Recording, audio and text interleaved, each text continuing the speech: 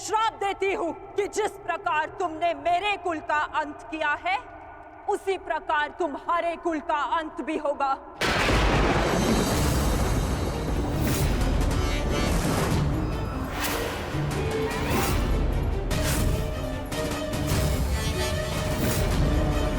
तुम्हारा कुल भी ऐसे ही आपस में लड़कर नष्ट हो जाएगा।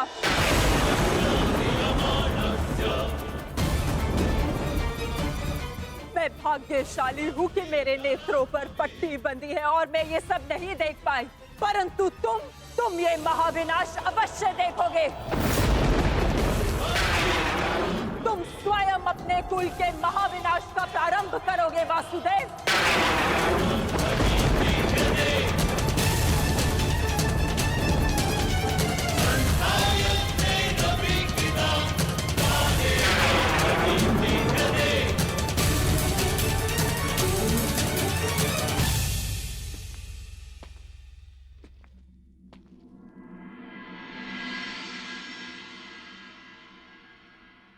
जिस प्रकार एक प्रसन्न माता का आशीष संसार में कोई नहीं रोक सकता, उसी प्रकार एक दुखद माता का श्राप संसार में कोई नहीं टाल सकता।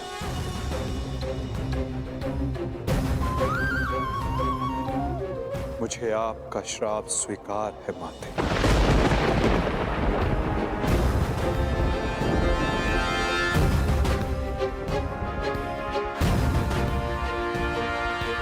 किंतु क्या आपको ज्ञात है कि इस युद्ध का सत्य क्या है?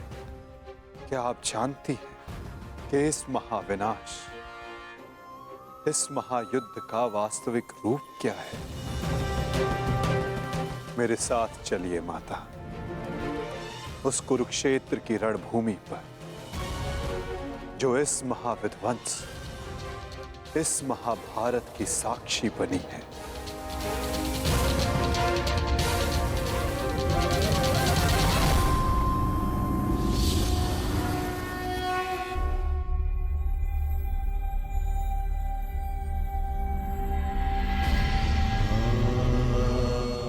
ये दुर्गंध कैसी वासुदेव?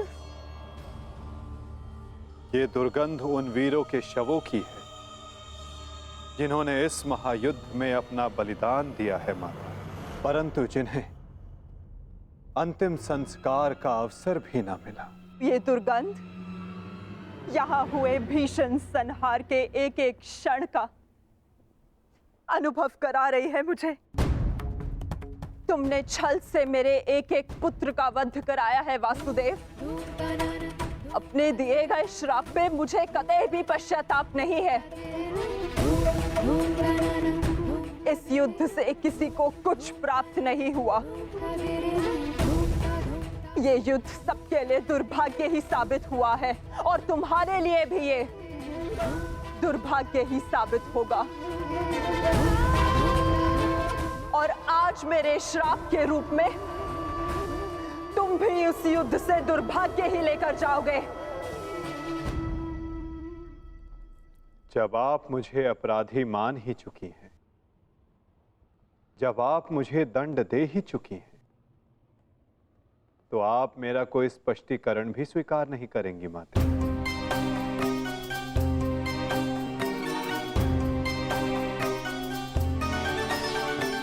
परंतु सत्य का भान आपके लिए आवश्यक है माता। जिनकी दृष्टि से इस महायुद्ध का कोई भी क्षण, कोई भी छल अनदेखा नहीं गया है माते। अब वीर बारबरी आपको सत्य का भान करवाएंगे।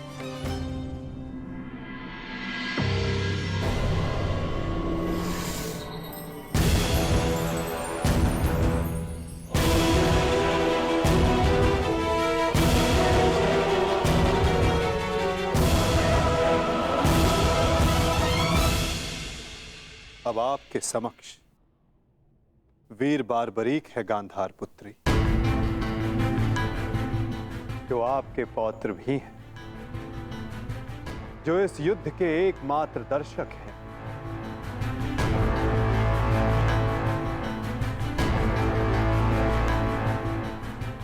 वो बारबरी जिन्होंने अपना शीश दान किया और अमर हो गए।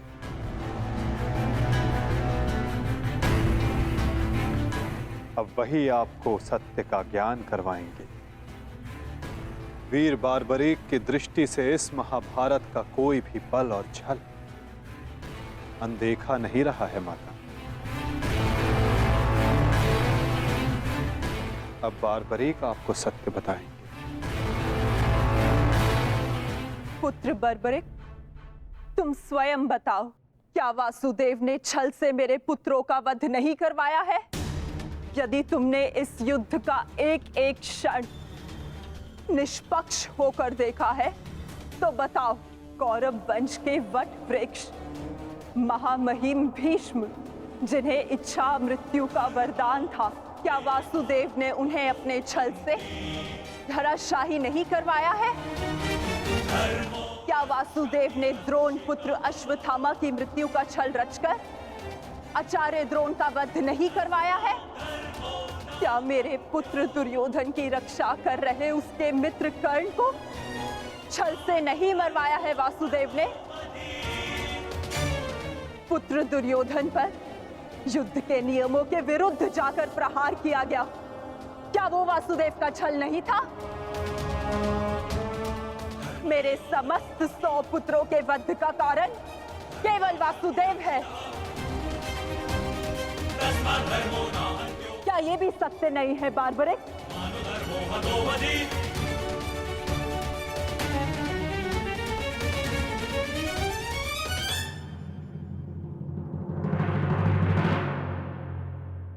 मैं आपसे सहमत हूं माते। ये सब स्वयं वासुदेव ने करवाया।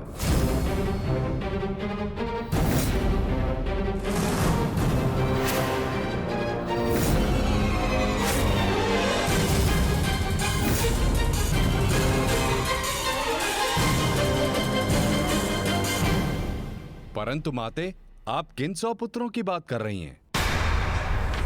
कौन भीष्म, कौन कर्ण, कौन द्रोण और कौन अभिमन्यु? सत्य तो यह है माते कि कुरुक्षेत्र में कोई था तो केवल एक पुरुष, वासुदेव कृष्ण। न कोई भीष्म, न कोई द्रोण और न ही अंगराज कर्ण। जिस पर प्रहार हुए वो वासुदेव ही थे, और जिसने प्रहार किए वो भी वासुदेव ही थे। उनके अतिरिक्त कुरुक्षेत्र में कोई और उपस्थित नहीं था माते। ये तुम क्या कह रहे हो बर्बरिक? इसका क्या अर्थ है? इसका अर्थ शब्दों से नहीं, दृश्यों से समझ आएगा राजमाता।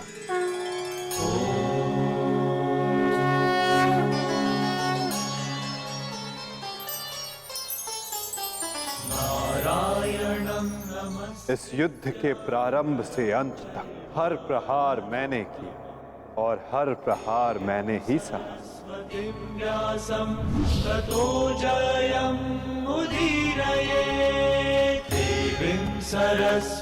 धर्म स्थापना के लिए धनुष, गदा, खड्ग, ये सब मैंने ही उठाए और इन सारे अस्त्रों का हर एक प्रहार मैंने ही सहा।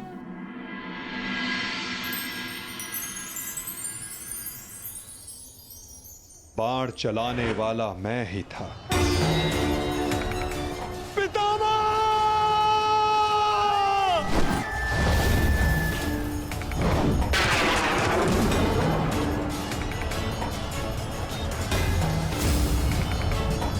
और उस बाण को अपने शरीर पर लेने वाला भी मैं ही था।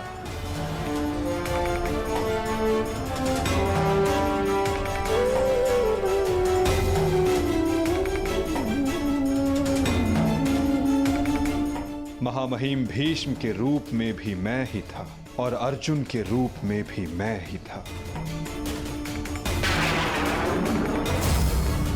और सरशैया पर लेटने वाला भी मैं ही था। अभिमन्यु बनकर चक्रव्यूह मैंने ही तोड़ा।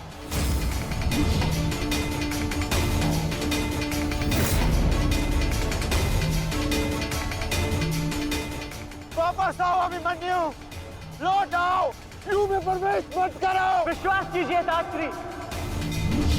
मैं इस चक्रव्यूह को तोड़ सकता हूं, और यदि मेरा सर कट भी जाए तब भी आपका सर गर्व से उठा रहेगा। और उस दिन मुझे ही घेर कर मारा गया।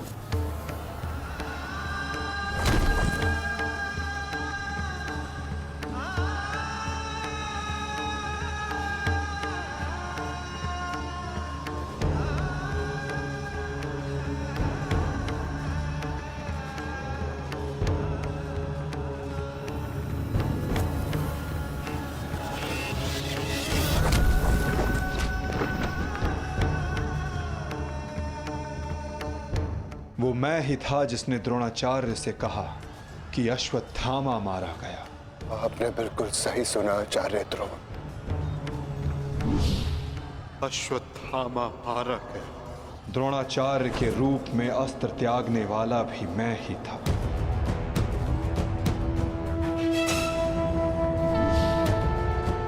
परंतु वो एक मनुष्य नहीं, एक हाथी था।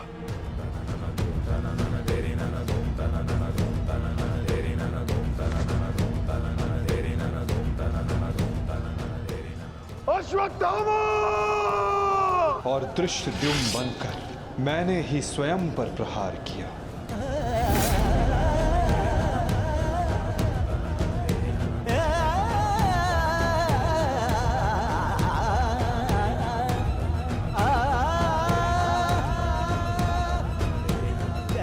और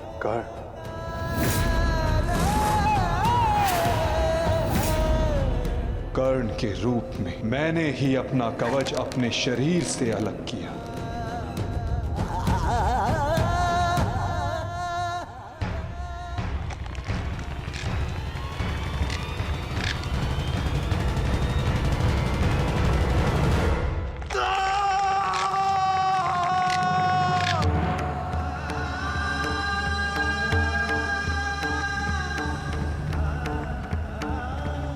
युद्ध के मध्य में मेरे ही रथ का चक्र धंसा और मेरे ही आदेश पर मैंने ही स्वयं पर अंजलि का अस्त्र चलाया। अंगराज को मुक्त करो पार्थ,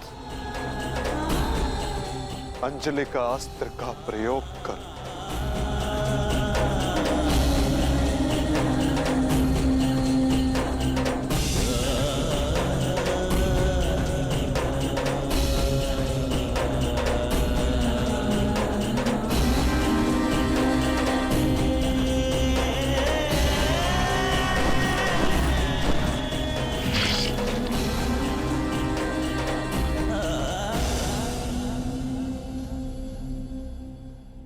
दुर्योधन के रूप में मेरी ही जंघा पर प्रहार करके मेरा ही अंत किया गया।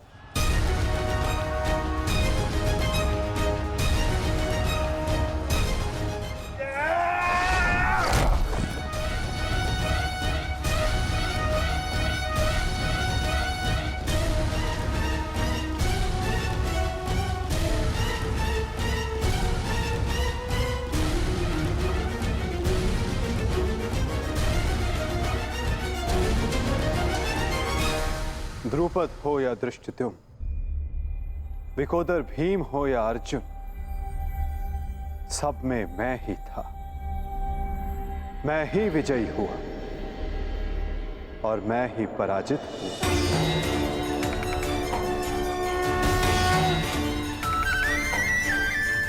सबसे अधिक प्रहार मैंने की, सबसे अधिक घाव मैंने ही खाया।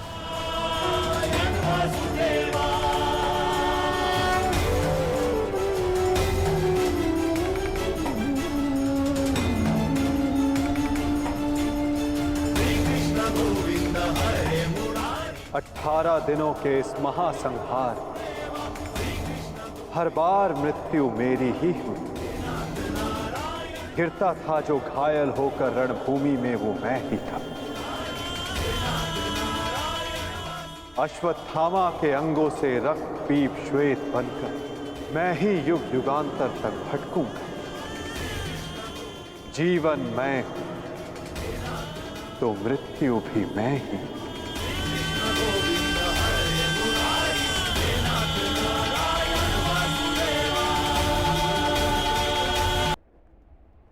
श्राप तुम्हारा स्वीकार है माते।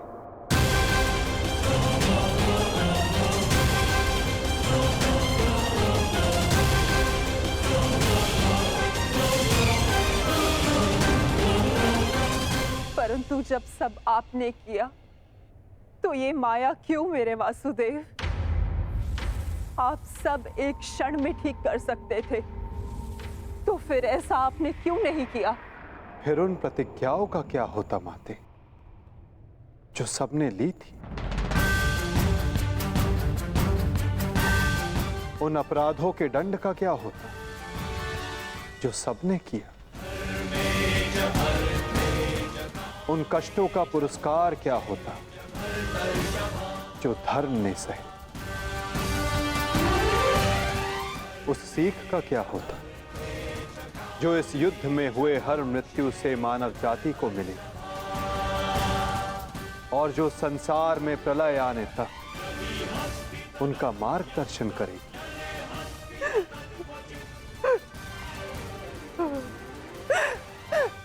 मुझे क्षमा कर दीजिए वासुदेव। मेरा श्राप वापस नहीं लिया जा सकता, परंतु क्षमा अवश्य मांगी जा सकती है वासुदेव।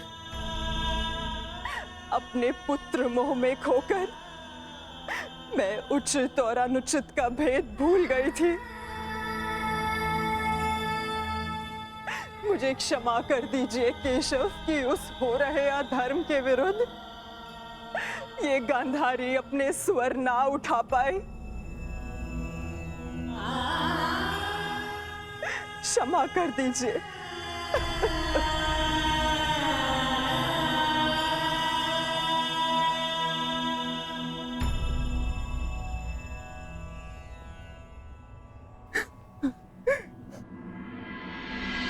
नहीं माते, किसी का अंत किसी के श्राप से नहीं होता। यदि किसी का अंत होता है तो स्वयं के पापों से। यदि यदुवंश का अंत होगा तो आपके श्राप से नहीं माते, अपितु स्वयं के पाप कर्मों से।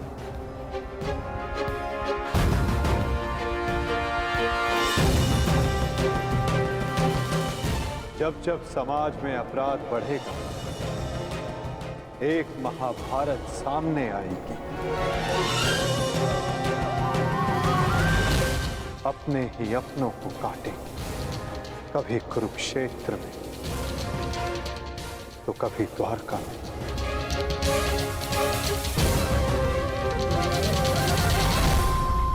माते,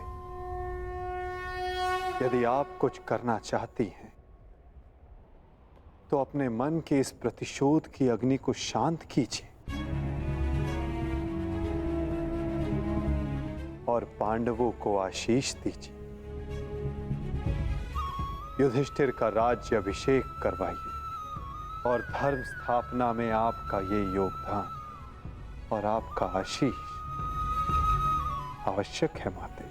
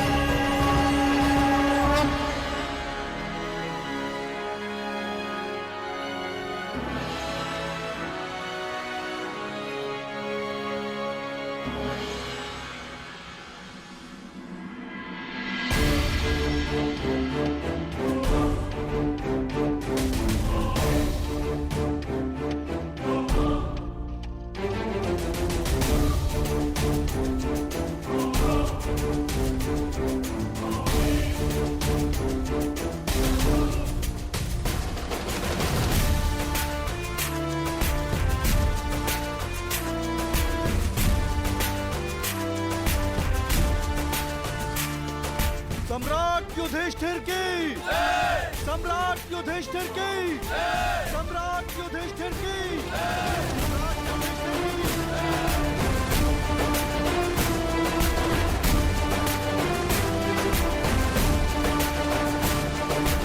धर्मराज, केवल एक ही वीर था जो परिवर्तन के लिए अंतिम श्वास तक लड़ा। महारथी सूर्य पुत्र कर्ण।